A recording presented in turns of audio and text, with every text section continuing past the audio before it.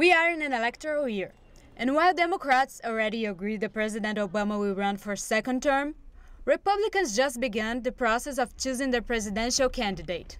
The first state races have happened, and what's clear is that people still don't understand the whole process of choosing a candidate. Can you tell the difference between a caucus and a primary? Not necessarily, no. I think it is very confusing and complex. We live in Canada, and if they choose to call an election, 6 weeks later you're voting and you have new people in office and you're done. The caucus is probably what leads up to a primary, so the caucus is just like basically you have the general opinion, and then the primary is where the actual election happens, I'm guessing. Caucus and a primary? Don't know what a caucus is. A caucus and a primary?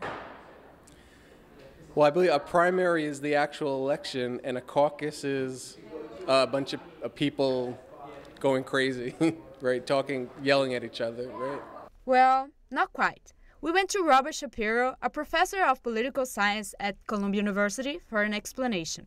The big difference is that in a primary election, people go to a voting precinct and they vote in the normal way, but only vote for candidates of a particular party. They'll be given a ballot that's for the party that they're registered for. Caucuses are more complicated, and they're much slower. That is, people enter a caucus location, and then they engage in a process known as caucusing. And what caucusing means is that they basically people interact with each other, talk about the candidates and so forth, and then at the end of the caucus, after the discussion, they vote. This year, 12 states are having caucuses, while 37 states plus the District of Columbia are holding primaries. The state of Missouri, on the other hand, is going to be the only one that's going to have both of them. In New York City, this is Michelle de Serja for New York Ahead.